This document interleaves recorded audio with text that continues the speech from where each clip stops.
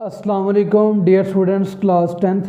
बेटा आज हम डिस्कस करने जा रहे हैं important feature of simple harmonic motion. बहुत ही ज़्यादा इम्पोर्टेंट है ये पेपर के पॉइंट ऑफ व्यू से, शॉर्ट क्वेश्चन के पॉइंट ऑफ व्यू से ये पेपर में काफ़ी दफ़ा आया हुआ है। आपने इसको अच्छी तरह अंडरस्टैंड करना है ताकि आपका ये सवाल कवर हो सके। तो आइए इसको बारी बारी डिस्कस करते हैं। इसके पॉइंट मैं एक एक बताऊंगा, आपको एक्सप्लेन करूंगा। तो सबसे पहले आइए पॉइंट को डिस्क्राइब करते हैं। पहला जो बेटा पॉइंट है, आपको मैं अगर आपको स्क्रीन पे नज़र आ रहा हो तो वहाँ पे लिखा हुआ है अ बॉडी, एक body executing simple harmonic motion. एक बॉडी तब बेटा सिंपल हार्मोनिक मोशन में होती है या तब वो परफॉर्म करती है सिंपल हार्मोनिक मोशन। ऑलवेज हमेशा vibrate about a fix position, जब वो हमेशा बेटा एक फिक्स पोजीशन के इर्द गिर्द मूव करे। तो हमने बेटा इसकी 3 एग्जांपल पढ़ी हैं। पहले हमने पढ़ा mass spring system simple harmonic motion में। सेकंड हमने पढ़ा था बॉल एंड बाउल सिस्टम। तीसरा हमने पढ़ा था बेटा इसका सिंपल पेंडुलम।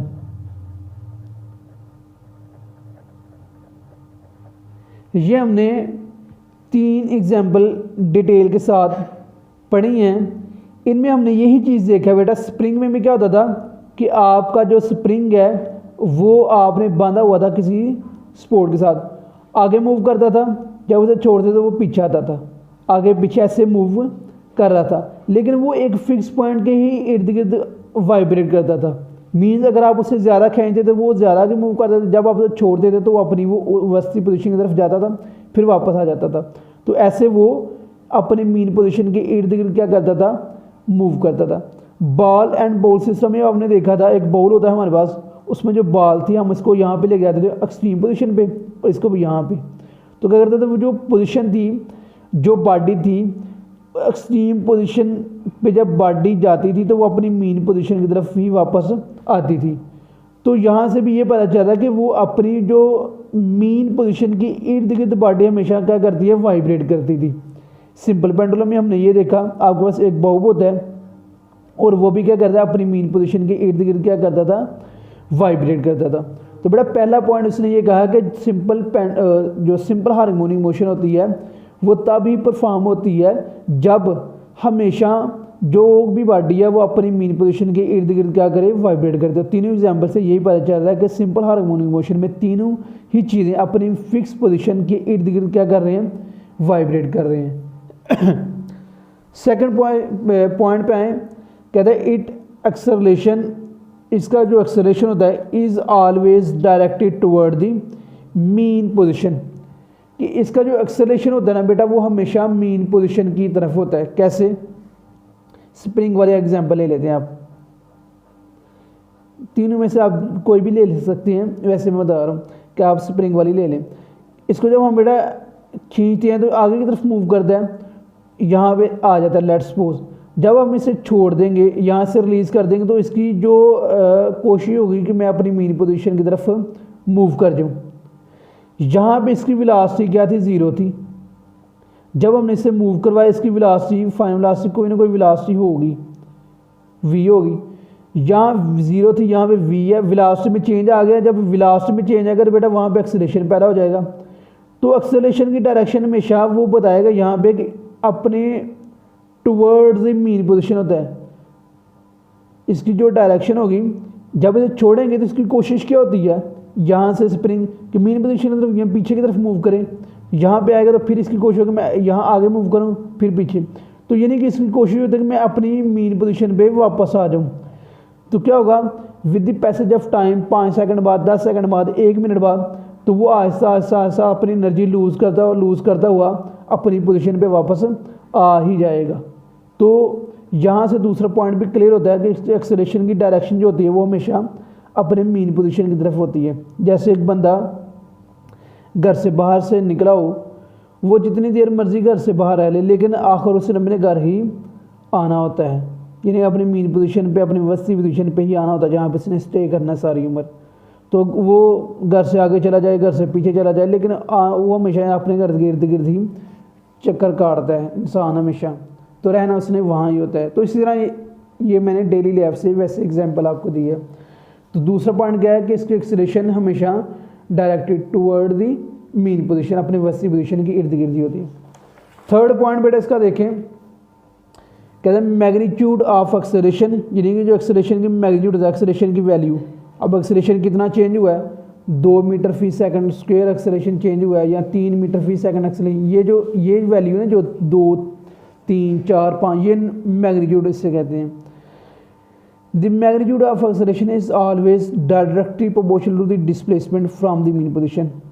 कहते हैं बेटा जो एक्सेलरेशन जो होता है ना वो आपका हमेशा डिस्प्लेसमेंट का डायरेक्टली प्रोपोर्शनल होता है।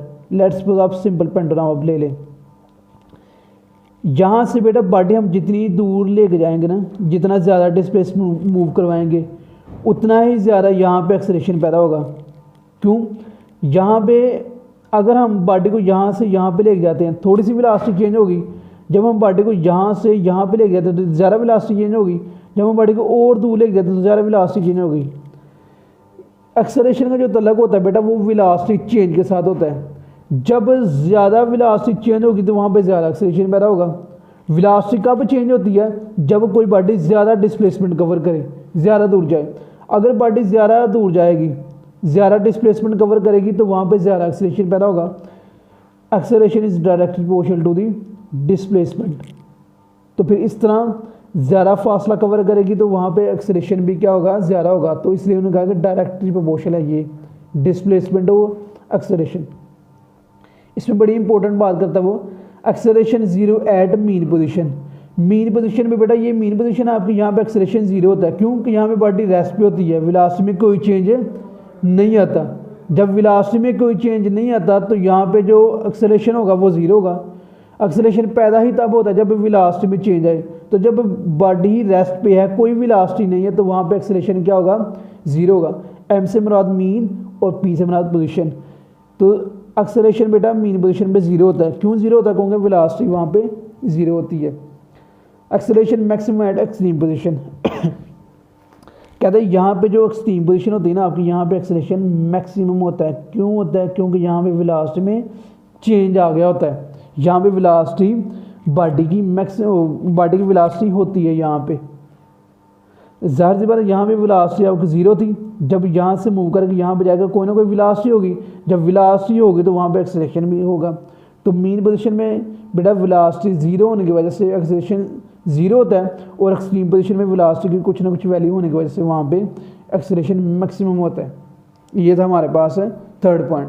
अब 4 पॉइंट पे आए। कहते हैं velocity zero eight extreme position, velocity maximum at the mean position. कोई से एग्जांपल ले लें, बॉल एंड बोर्ड सिस्टम वाली ले लें आप। बेटा कहते हैं ये आपके पास एक बॉल है। अब जब यहाँ से इस तरफ मूव करेगा तो कहता है कि velocity at extreme position zero होती है, यानी कि यहाँ पे वेलोसिटी बेटा जीरो होती है। जीरो कैसे होती है मैं बताता हूँ आपको। जब बेटा आपकी जो बॉडी है वो मैक्सिमम हाइट तक जाती है ना, मैक्सिमम हाइट को जब छूती है जाके, तो वहाँ पे कुछ देर के लिए, बहुत से कम वक्फे के लिए वहाँ पे जाके रुक जाती है वो। और जब वो वहाँ पे जाकर रुकती है ना, तो बॉडी जो होती है वो रेस्ट पे आ जाती है, रुकती है, तो वहाँ पे वेलोसिटी क्या हो जाती है, ज़ीरो हो जाती है। लेकिन जब वो अपनी मीन पोजीशन की तरफ वापस आती है ना, तो उसकी वेलोसिटी बहुत ज़्यादा होती है। Velocity maximum mean position. आप अगर कोई चीज़ ऊपर फेंकते हैं तो उसकी वेलोसिटी क्या होती है, इतनी ज़्यादा नहीं होती। वो आपकी फोर्स पे डिपेंड कर रही होती है कि आपने कितनी फोर्स से उसे फेंका है। लेकिन जब बेटा वही बॉडी नीचे की तरफ मूव करे तो बहुत ज़्यादा स्पीड के साथ आती है। इसलिए कहा जाता है कि जब फायरिंग हो रही हो जिस जगह, तो वहाँ पे नीचे खड़े नहीं होना चाहिए, क्योंकि जब वेलोसिटी, जिस वेलोसिटी के साथ आपने उस बुलेट को ऊपर फेंका है, उससे डबल वेलोसिटी के साथ वो नीचे आएगा। ये तो नहीं होता कि वो आसमान पे चली गई है या ज़मीन की ग्रेविटी से बाहर चली गई है बुलेट, नहीं, ऐसा नहीं होता। वो ऊपर जाती है और डबल वेलोसिटी के साथ नीचे आती है। एक तो उसकी अपनी वेलोसिटी होती है, दूसरा ज़मीन की ग्रेविटी से खींच रही होती है। इसलिए फायरिंग वाली जगह पे हमेशा खड़े नहीं होना चाहिए, साइड पे किनारा कर लेने चाहिए। तो क्या कहता है बेटा, यहाँ पे एक्सट्रीम पोजीशन में इसके वेलोसिटी जीरो होते हैं क्योंकि बॉडी वहाँ पे जाकर रुकती है, और वेलोसिटी मैक्सिमम होती है मीन पोजीशन पे क्योंकि बॉडी अपनी मीन पोजीशन की तरफ आ रही होती है, इस वजह से यहाँ पे इसकी वेलोसिटी मैक्सिमम होती है। तो ये था बेटा हमारे पास इसके फीचर। नेक्स्ट बेटा हमारे पास एक छोटी सी टर्म है, उन टर्म्स को थोड़ा सा डिस्क्राइब कर लेते हैं। सबसे पहले जो टर्म है मेरे पास वो है वाइब्रेशन, टाइम पीरियड, फ्रीक्वेंसी और एम्पलीट्यूड। वाइब्रेशन को अगर मैं डिस्क्राइब करना चाहूँगा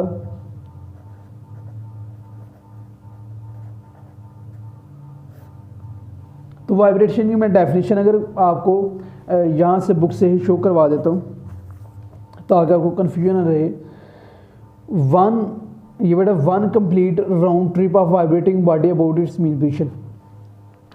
एक बॉडी का मुकम्मल चक्कर, ये आपके पास एक बॉडी है, ये इसकी मीन पोजीशन है, ये यहाँ से इस तरफ जाती है एक्सट्रीम पोजीशन पे और फिर यहाँ से वापस आती है और फिर यहाँ पे इस तरफ जाती है एक्सट्रीम पोजीशन पे।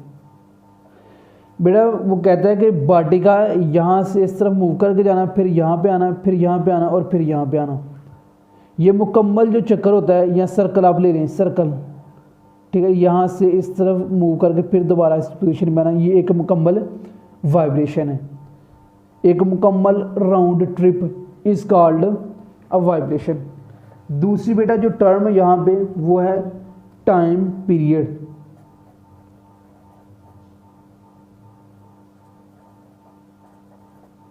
अब टाइम पीरियड क्या है बेटा, एक मुकम्मल वाइब्रेशन होने के लिए जितना टाइम रिक्वायर होता है, जितना टाइम आपको चाहिए होता है, उस टाइम को कहते हैं टाइम पीरियड। यानी कि एक बॉडी यहाँ पे इस तरफ मूव करती है, इस तरफ मूव करती है, यहाँ ये बॉडी यहाँ पे गई, फिर यहाँ पे मीन पोजीशन पे, फिर एक्सट्रीम पे, फिर मीन पे, तो इसको मुकम्मल करने के लिए जितना भी टाइम लगा उसको कहते हैं टाइम पीरियड और इसको सेकंड में मेजर करते हैं।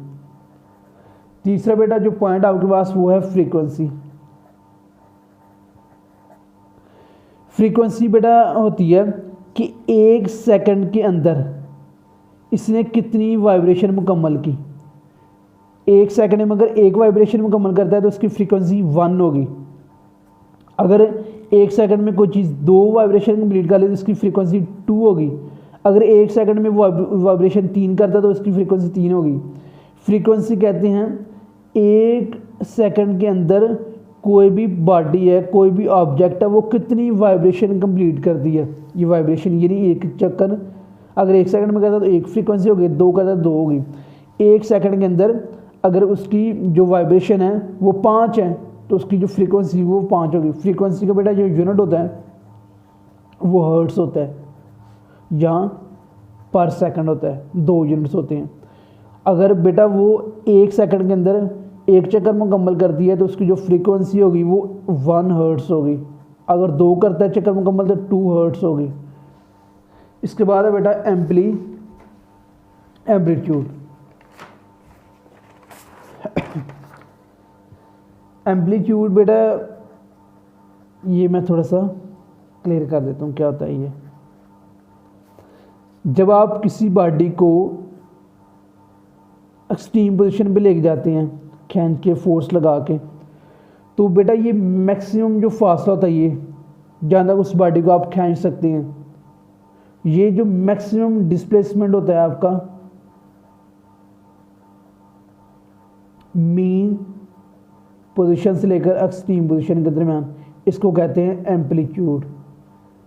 मतलब आप किसी चीज़ को खींचते हैं और बहुत ज़्यादा खींच देते हैं आपको, मतलब ये पेंसिल या रबड़ आप उसको खींचेंगे जहाँ तक ये मैक्सिमम डिस्प्लेसमेंट कवर होगा उस चीज़ का टूटने से पहले, मतलब आपको स्प्रिंग दे देते हैं कोई, ये जिसको मैक्सिमम आप कितना स्ट्रेच कर सकते हो, कितना इसे खोल सकते हो टूटने से पहले या रबड़ और आप फोर्स लगाएं और वो मैक्सिमम कितना फासला का तय कर सकते हैं, कितनी वो खुल सकती है।